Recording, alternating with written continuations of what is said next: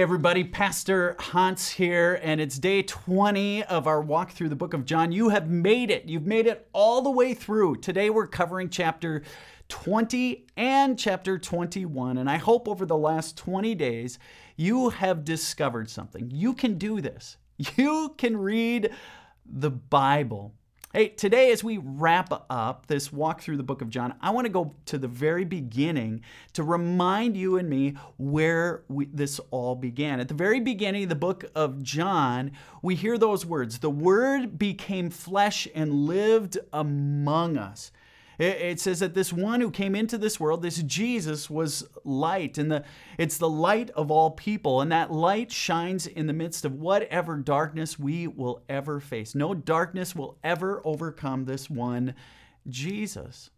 But the author of the book of John, it says this, in verse 6 of chapter 1, "There came a man who was sent from God. His name was John. He came as a witness to testify concerning this light, so that through him all might believe." All might believe. Here we hear why it is John wrote John's gospel. John wrote not just so that we would have a nice, neat, pretty historical account of this character Jesus' life.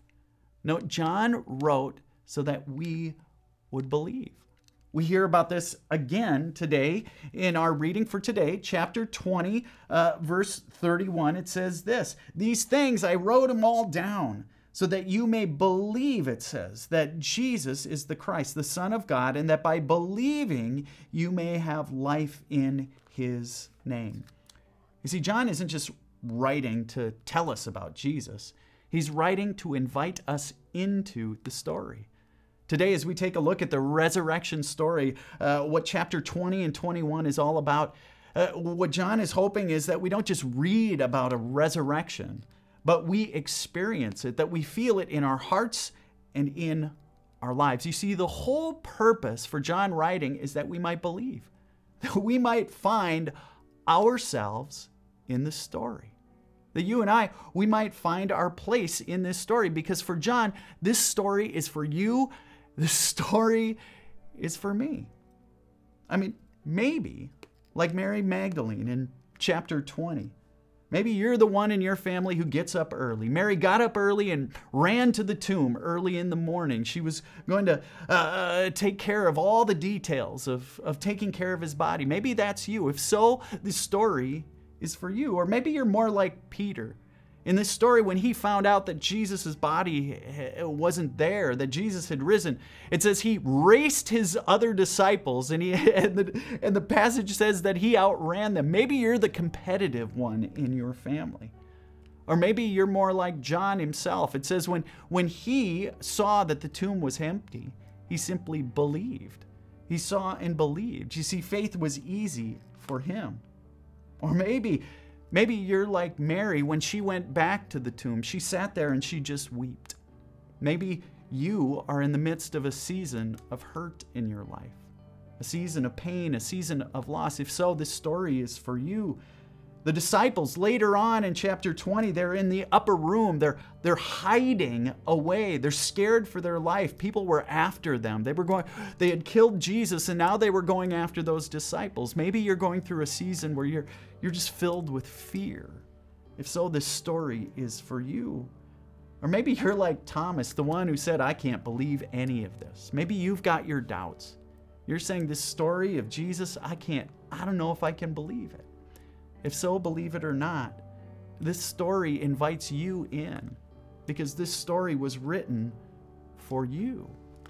Or maybe you're someone for whom the story of faith, the story of Jesus' life, it's sort of taken hold of you, but you're not sure what next. You're not sure, how am I going to live this out? What does this mean for my life? I mean, I would venture to guess that you're like Peter at the very end of this chapter 21. Jesus simply looks at him. If you want to know what it looks like to love me, he simply says, "Feed my sheep." He says it again and again. What it means to love me is simply feed my sheep, take care of my people, care for the world that I created, care for the people around me. if you maybe are new to this thing called faith, Jesus says this story is for you. It's for you. And John invites you to find your place in the story. It's interesting, at the beginning of chapter 21, Jesus is on the shore, and the disciples are out fishing. They're professional fishermen. And Jesus, it says, is going to make a shore lunch for them, a little breakfast over a fire. The disciples aren't catching any fish, and so Jesus, he yells out to them. He says, this carpenter says, throw your nets over on the other side. And I imagine they went, are you kidding me, Jesus? What do you know about fishing? But the story says that they caught 100. It was really specific. It says, John said that those disciples that day caught 153 fish. Oh, what's the big deal about that number? Well, the big deal about that number is there were 153 known nations in that day and age. You see, in a sense, what Jesus is saying, what John wants us to know, is that this story of the risen Jesus is for all people, for every nation. And what he invites those disciples and people like you and me to do is to go to all the nations, all the world, and tell them that he is risen. He is risen indeed. As we wrap up this walk through the book of John, from the very beginning to the very end, John had an agenda.